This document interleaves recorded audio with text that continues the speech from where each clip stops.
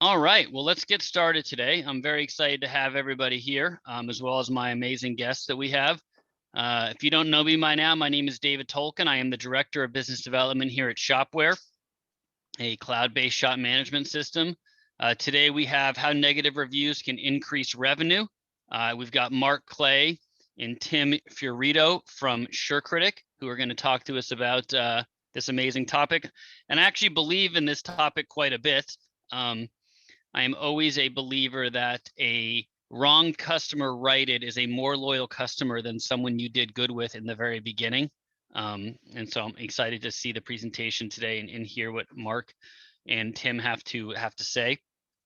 Before we get started and I introduce our panelists, just a couple housekeeping issues.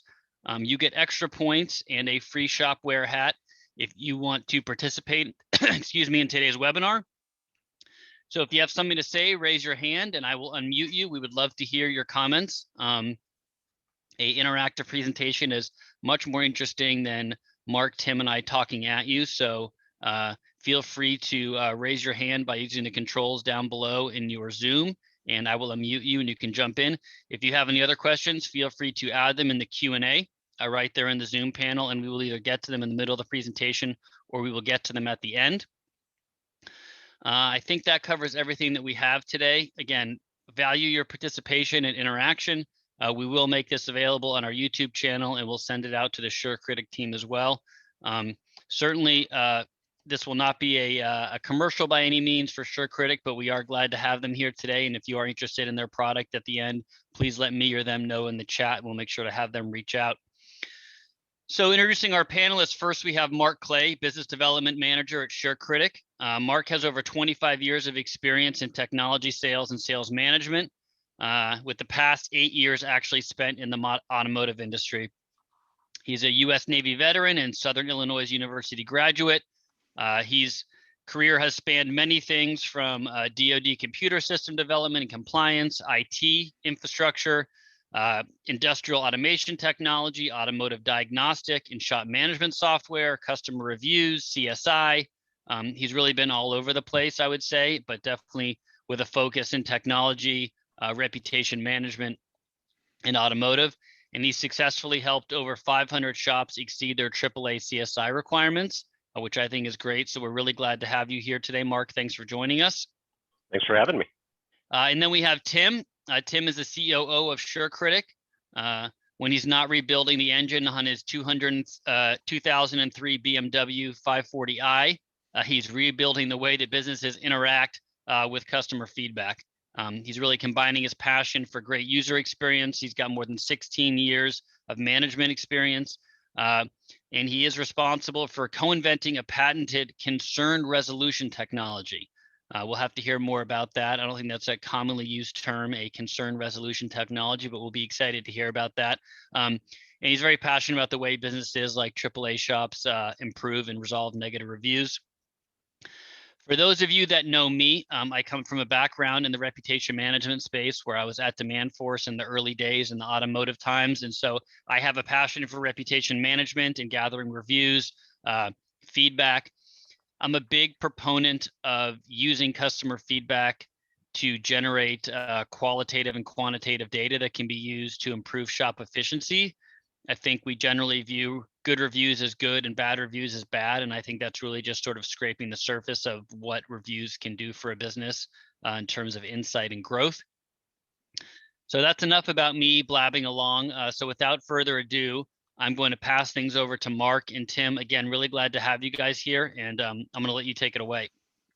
Thanks, David, for that great introduction. That's outstanding. Let me see here if I can get my screen shared. I assume we're looking good. Okay. Good to go. Real quick, just yeah, perfect. Real quick, just a little bit about us as a company. We started this company over 11 years ago.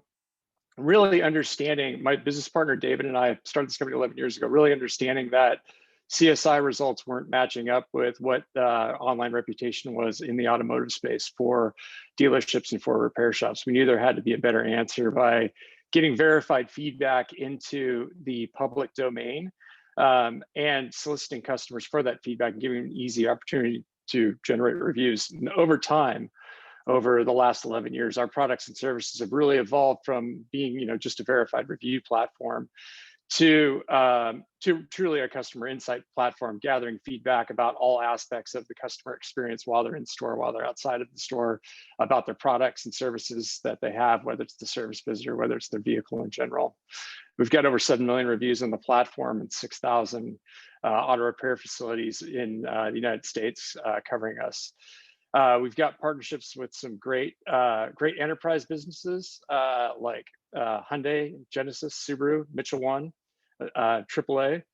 And we're also focused on, really focused in on customer retention tools. And we've done that with by developing Rescore, which is our proprietary concern resolution process. Those are the things that, really kind of drive the tenets for the organization. With today's presentation, we're going to cover, an overview of the what's going on in the review space and how the review space has evolved. Specifically, talk about it for the aftermarket industry. We service mostly service auto repair facilities and dealerships. So we'll be spending a little bit of time driving into that. We're also going to talk about how negative reviews can positively impact your business, and what you should do when you receive a negative review and how to work through that. We'll go through some examples around that, and then we'll have some time for some Q&A. So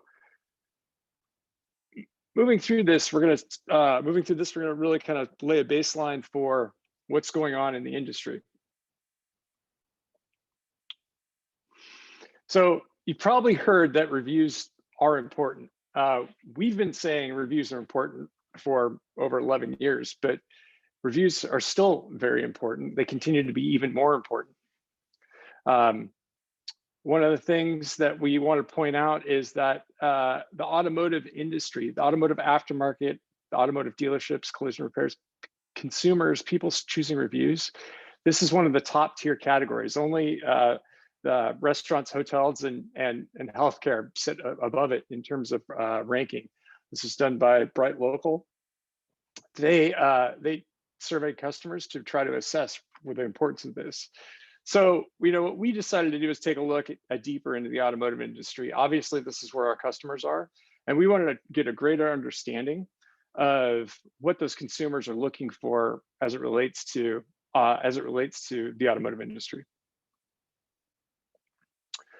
So what we did was we conducted a study, a panel study, about a month and a half ago, and we're just in the process of publishing that now. And this is really the first foray of sharing the information. But what we did was we really wanted to gauge consumer behavior around online reviews for auto repair shops. And needless to say that it's still extremely important to pay attention to your online reputation, online reviews. With 90% of customers assessing reviews before choosing a new repair shop, this is how they're engaging in making that determination. They're looking online and checking out your reputation before they're sending you a text, picking up the phone, or sending you an email to call.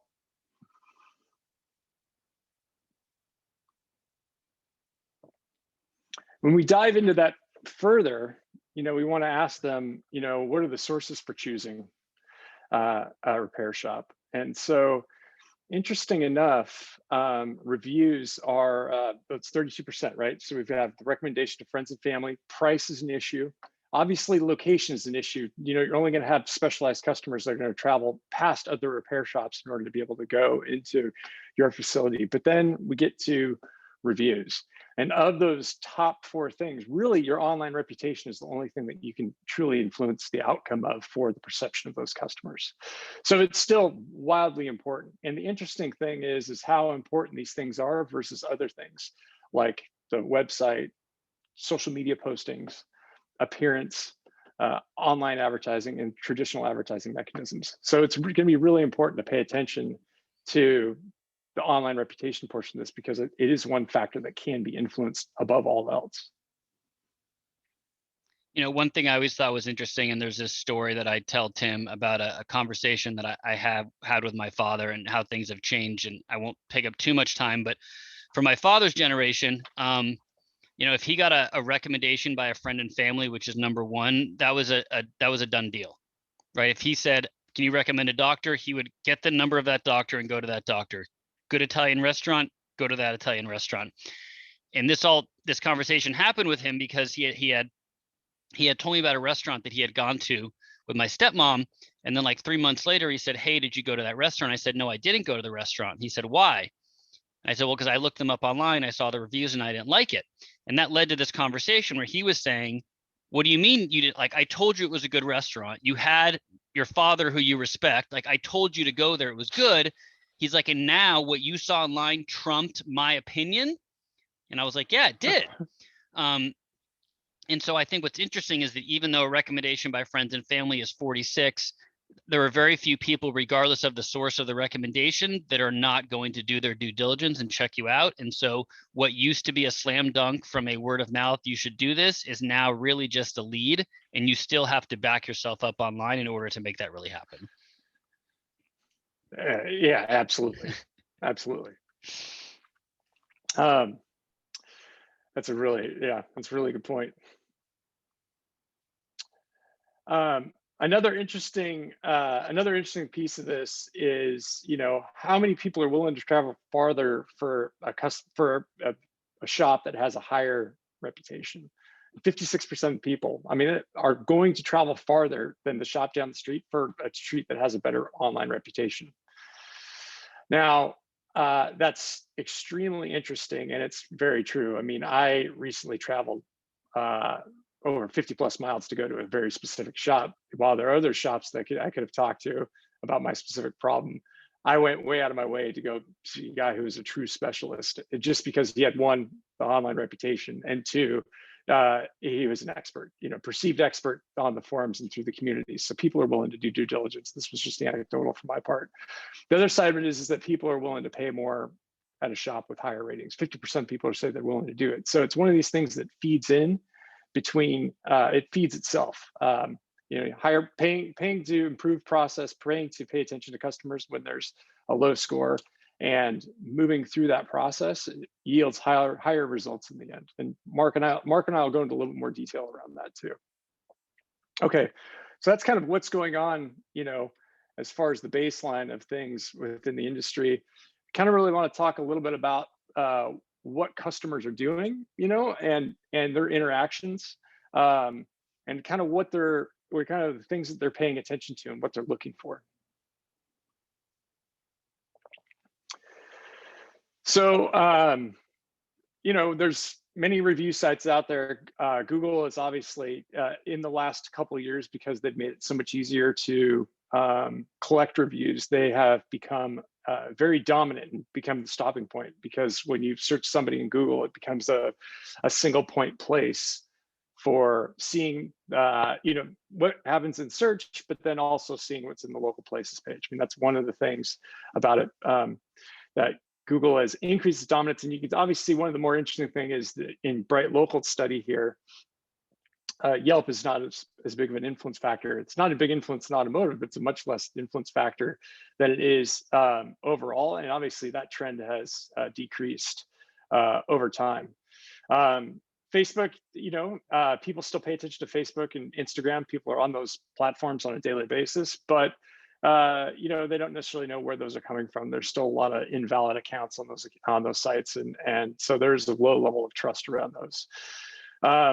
We did ask customers about their perception of verified reviews and verified customers and the customer verification process, and feedback from customer verification processes. And 71% of customers, 71% of review readers, they trust verified customers more. So it is important to be, this starts providing some validation that soliciting for reviews just is not something that you should be considering. It should be, the norm of what's going on.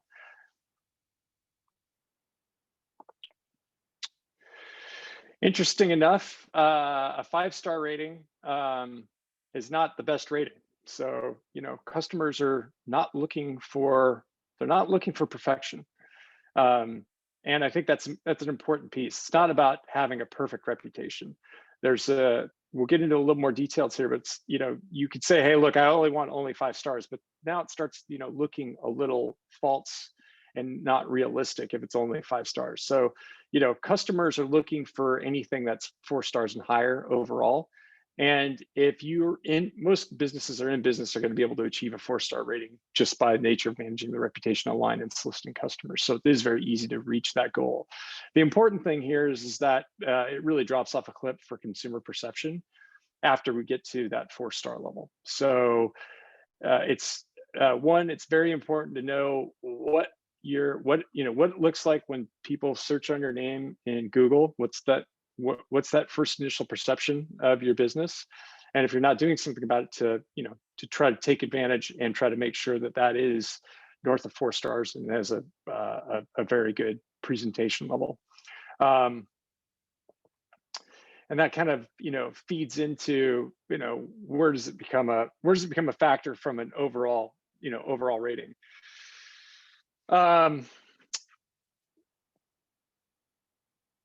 This really speaks to volume and velocity, something that we've kind of always talked about within that pitch overall. It's like if you have a high, so 59% will trust a high overall rating when there's a high quantity of total reviews.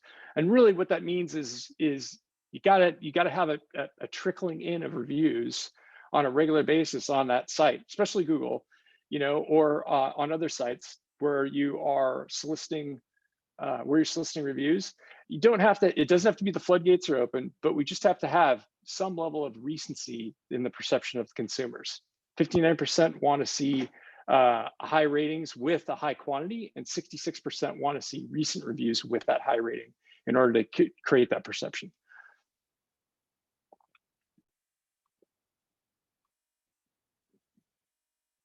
And then we get to the other side of it. Okay, so we're soliciting customers, or we've got customers, we've got good cadence of reviews coming in. What happens when we get to a negative review? It's extremely important. I mean, not only from the positioning of somebody at SureCritic is it extremely important, but it's extremely important for your shop to be responding to those negative reviews. Customers want to see a response. They want to see how it handles. They know businesses are not perfect. They know that no business is perfect, but they want to know that you as an owner, that you have their back, or you as a shop proprietor or operator have their back if things go sideways. So 70% of customers want to see a response to that negative review.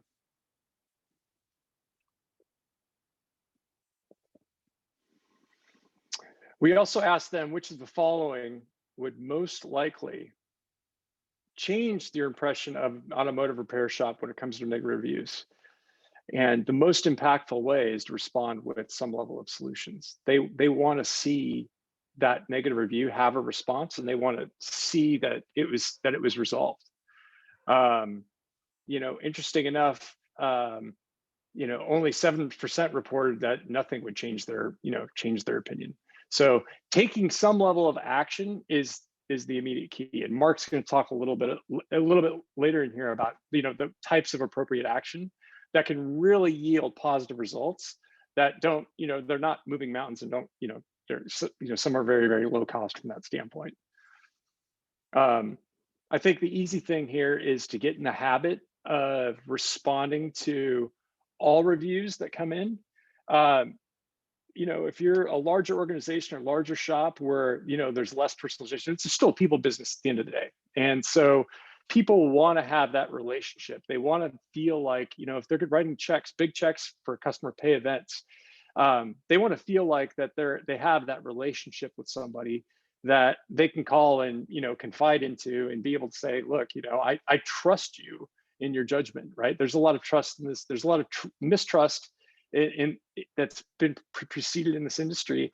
And this is one way that we can start establishing trust by just establishing relationships. So getting in the habit of responding to all reviews, not just the negative ones, can really make it easier to get in the habit of responding to the negative ones. Makes the transition into dealing with the negative ones a lot easier.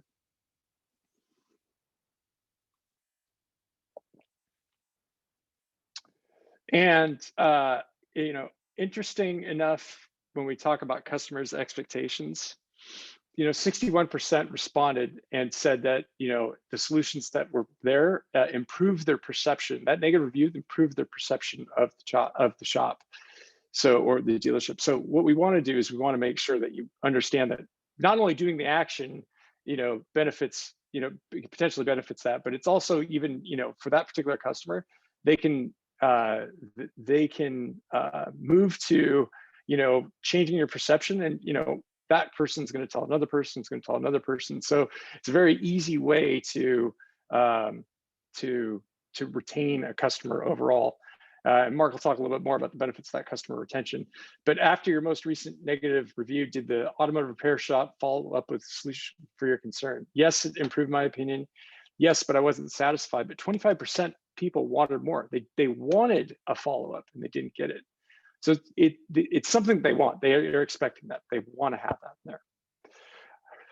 So the point of that is that there's always an opportunity behind it. And you can't fix every customer, but what we know is just attempting to fix can help the perception, of reputation. Just that response in there, it could be enough to help the next person reading that review. So with that, we're going to go into how to respond to negative reviews. Like, what are the tactics they can use? So Mark, I'm going to turn this over to you, sir. Yeah, thank you very much. And guys, thanks so much for joining us. Tim, great job. And David, thanks for the invite. So, responding to negative reviews, and the title of our presentation was how to drive revenue through negative reviews. And so I want to kind of paint a little bit of a picture of what's happening in the automotive industry. And here's the case.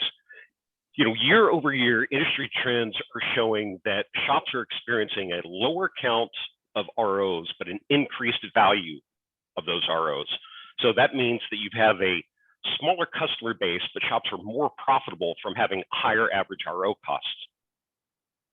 And if you keep in mind that, roughly 50% of your new customers that we know from CSI data are being referred by a friend. If you lose a customer, you're not just losing that customer by not solving their issue and retaining that customer pay loyalty, you're also losing whatever customer they're going to refer, that family or friend that they're going to say, this is my shop that I go to help us drive reviews.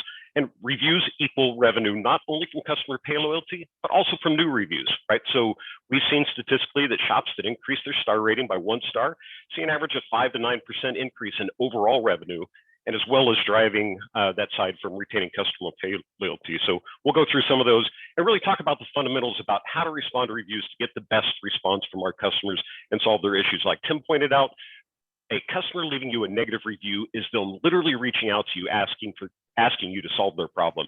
So we'll step through those. Tim? So it really comes down to 4 key basics. We'll touch on these a little bit. Review the situation, respond to the customer, resolve the issue, and then we'll talk about rescore.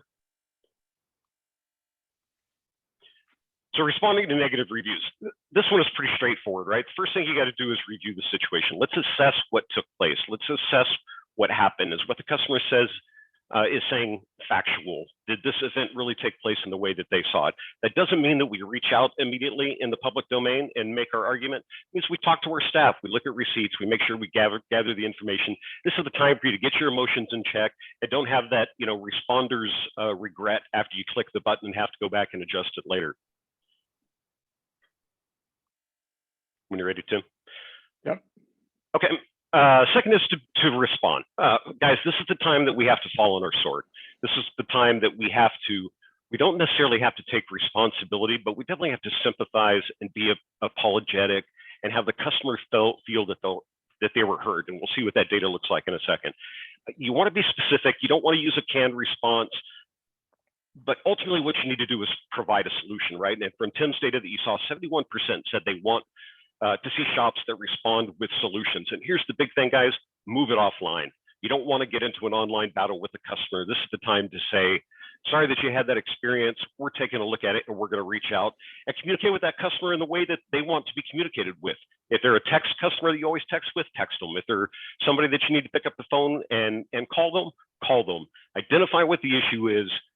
And you want to respond in the public domain, but you don't want to hash out all those details. It's very, very important to make sure you take that offline as quickly as possible.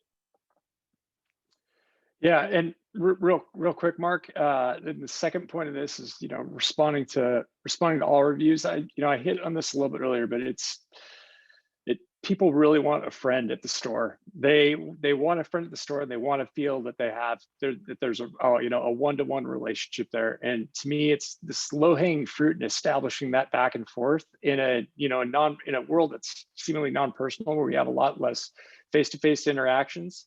Just having that touch point come back in and it says, hey, I acknowledge your review. Hey, great, we'll see you next time. Look forward to servicing your car next time. It's an easy way to write a thank you note, and it takes very little time, very little effort, but it goes a long way. It's a dividend that's paid for later on. So.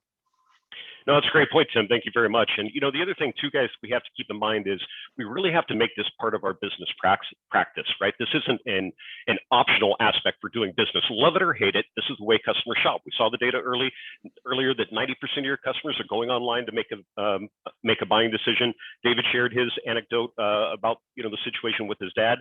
Here are the facts. This is the way that people shop now, whether you like it or not, right? And so leaving your online reputation up to the hands of an organic reviewer is really doing yourself a disservice, and you really have to treat this as a business practice.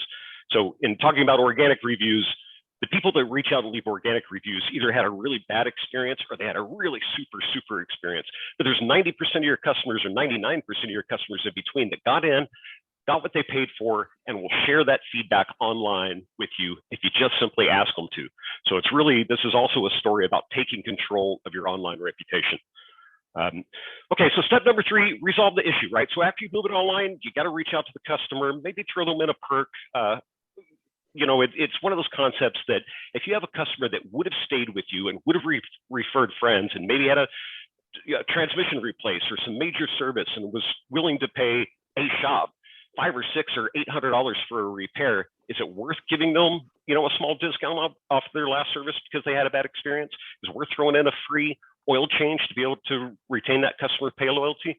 And then the other aspect is follow up with your team so that they know what happened and how to prevent it. This is really the core value of customer feedback, is so that you can make adjustments, identify whether or not there was an issue, make adjustments to your process so that you don't repeat this moving forward. And then just share that with your customer, right? So that's the process, is make sure that your customer walks away with a good feeling after that. That makes them feel like, we had an issue, nobody's perfect, no business is perfect.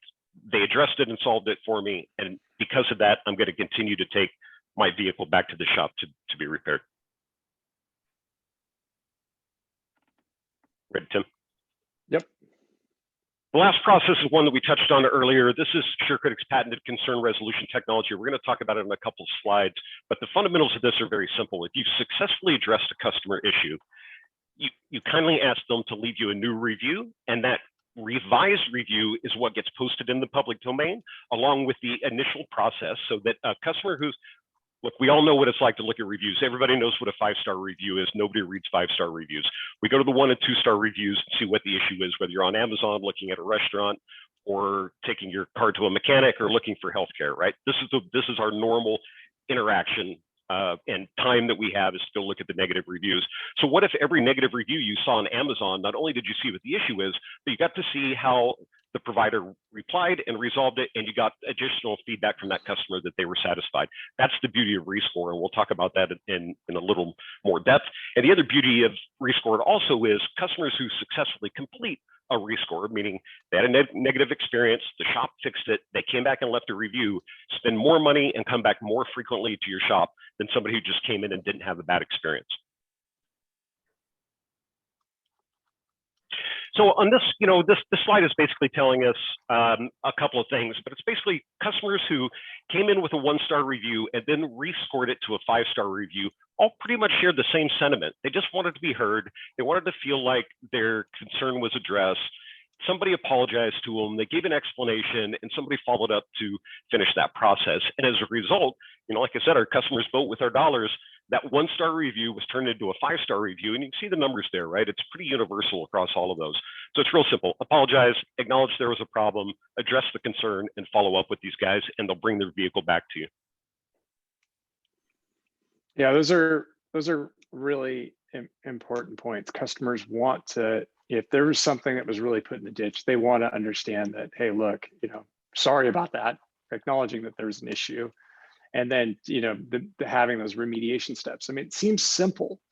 It really does seem simple, but at the end of the day, I mean, this is what works. And so kind of making sure that all aspects of consumer resolution have these steps in there will yield a much more positive outcome.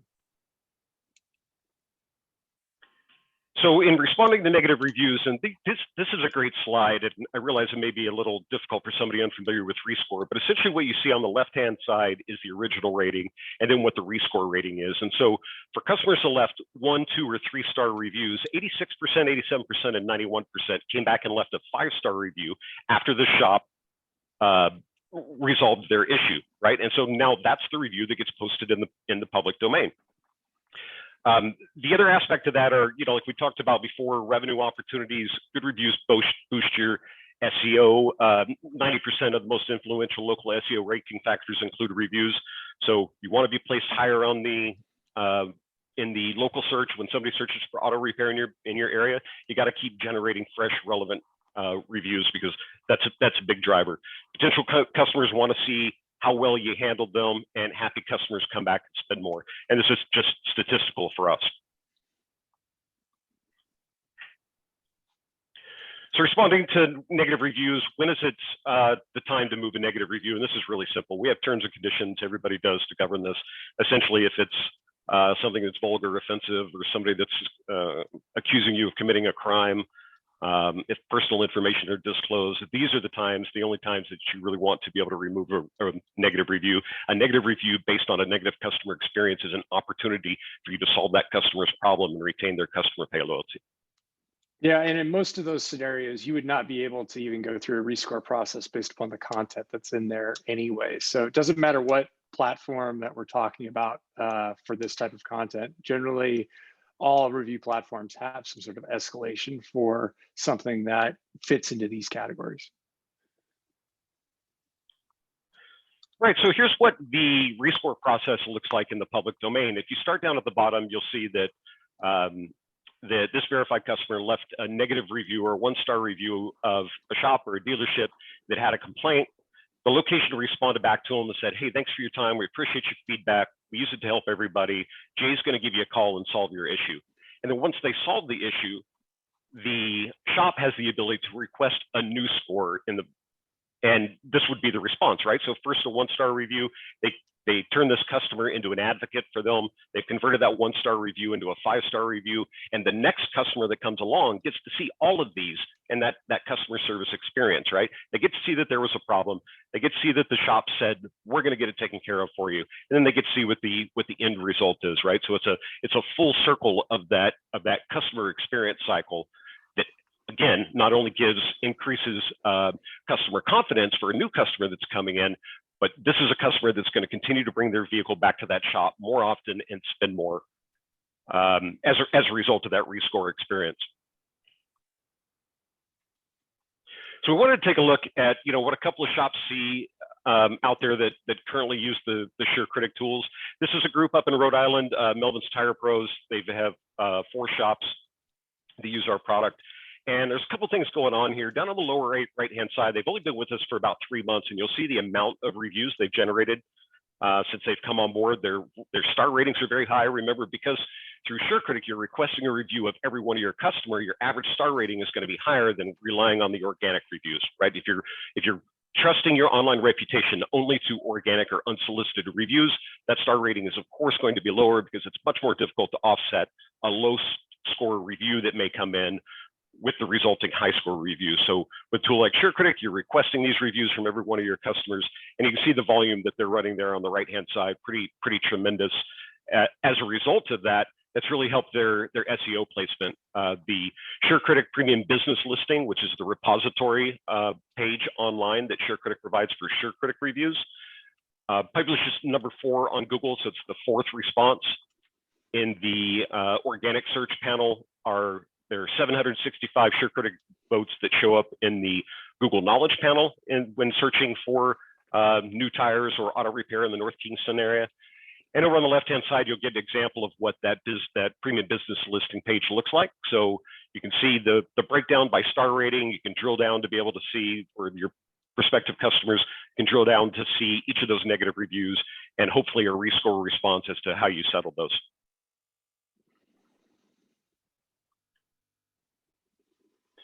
So what are the takeaways from all of this, guys?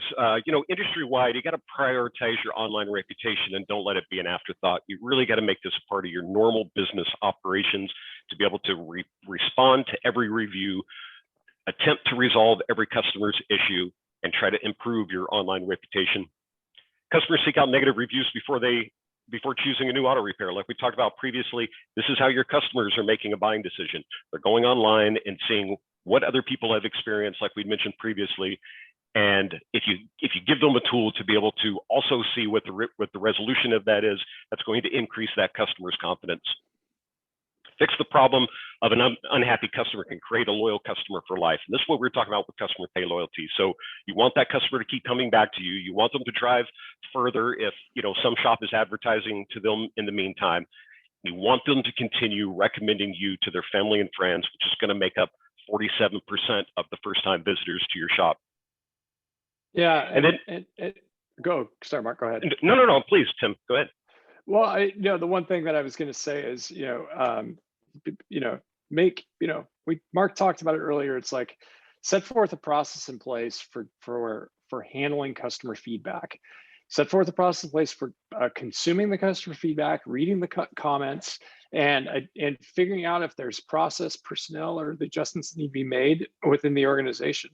Don't take offense to a negative review. Don't take it. It's hard not to take it personally at times, right? When something happens, and there is that small percentage of customers that are just unfixable, and we have to recognize that as well. But at the end of the day, most of these scenarios, they actually can be fixed and can be resolved. And customers really they're doing it because they, at that point in time, it's because they want to see it better. They want to see it done right. So, is said prioritization of the online reputation, but it's really about prioritizing process around consuming that content, generating the content, and consuming the content on the back end. Okay, Mark, go ahead. No, great. Thank you, Tim. No, I certainly appreciate that. And then the last aspect, like we talked about, negative reviews don't have to stay that way, right? Using the rescore tools, you can help improve and increase your star rating as a result of solving customer issues, and have those two be tied together. Cool. That's great. That covers a lot of the presentation stuff, and now kind of transitioning into our role in all of this in this space. Mark, you want to take this? Sure. And thanks, guys. I know nobody loves to sit through the commercial at the end, but like Tim had mentioned on one of the first slides, we got over 6,000 shops that currently use our platform to generate millions and millions of reviews. We make the tools very easy to gain more reviews with our feedback program. Verified reviews in more places. This is not only generating reviews on SureCritic, but also Google, Facebook, et cetera, and give you the tools to be able to manage your online reputation from one spot, from the SureCritic dashboard and the mobile app. Automation options with over 40 shop management systems. Obviously, we integrate with Shop-Ware and make that process very easy to be able to decide that you want to try out or use the SureCritic tools. We're happy to go through that with you. Build customer loyalty, increase customer pay, and improve satisfaction with SureCritic's patented concern resolution technology. Like we said, reviews are directly tied to revenue. This isn't just an online reputation tool. SureCritic provides a revenue generation tool, and that's the important thing to take away from this. Your online reputation directly affects your revenue. And we have multiple packages available with the industry's best price to value. We're happy to go through any of those with you after this call. Like David had mentioned, if you're interested, please let us know, and we'll go from there. And I think we can turn it over to any questions we may have, Tim. Yeah, no, I think that kind of wraps it up for the core parts of the presentation, David. So really, thank you for giving us an opportunity to share this content, some of that content, meaning the industry-related stuff, the consumer perception panel stuff was really hot off the press, and we're excited that this was the first place that we got to share that information. Yeah, are you guys going to be putting that together somewhere and publishing it? Yeah, where's it going to be available?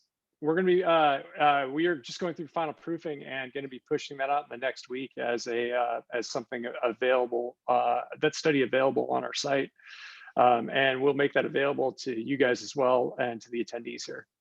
Awesome. Yeah, that would be great. We would love to share that in our public and private Facebook groups and some other areas as well. All right. Well, I really appreciate it, guys. I think that was a very valuable presentation. I think everyone is at a different stage in their sort of review management processes within their shops. There's people that are experts. There are people that are just getting started. There are people that there are shops that just realized that why reviews were not important to them 3 years ago or 6 months ago or a year ago, they are now. And so they're at the very beginning of the process. So I think all that information is very helpful. Do you guys have any advice for someone that's sort of just getting started in this space? Obviously there are some shops I know that, have a marketing person, obviously, that handles all of this, or, the service, but what about a shop that is a smaller shop, is sort of just getting started? These are important things for them to manage, but, they're a smaller operation. And so the owner is wrenching and service writing. And also, how does someone who wears a lot of hats sort of tackle this aspect of the business if they're just kind of feeling a little bit overwhelmed? Yeah, that's a great question. And I think that's something that we run into a lot in the aftermarket repair space. One of the big things is make sure that you have an automation package, right? So make sure that you're sending out review requests in an automated fashion, relieve your team of having to handle that aspect. All the tools out there in the marketplace have notification tools to help you prioritize what things need to be addressed. Obviously, you got to focus on negative reviews and customer issues above the other ones, but it really comes down to having to make the time to be able to address this. And if you can't, and it is about a timely response also. So it's allocating a portion of the day to say, this is important to my business to drive revenue, and I've got to be able to spend time on it or find the outside resources. There's no doubt that there's a time impact, associated with going through that process. I mean, that's just something that we have to accept. But simplifying those tasks for you as easily as possible through the automation aspect is a big part of that. And I was going to say to dovetail on that, I mean, you have to own, you're as a business owner, you have to own communication. And with the transition to mobile, and the transition of all generations to mobile, really. I mean, my dad, who's now 73 years old, prefers text messaging than over any other form of communication. And I never thought I'd transition to where that would be his preferred method of communicating with not just anybody, but me for all that matter. But I think the point of this is like you have to adopt communication tools where customers are, and so to me it's very obvious that you need to provide text messaging tools and tools that allow for communications where the customers are. And if I was in that position of having, either low budget or low tools, low budget, or not wanting to spend a lot of money in those areas, the first thing I would do is figure out how to communicate, in where the customers are, and that would be through text messaging. Yeah, absolutely. Absolutely. One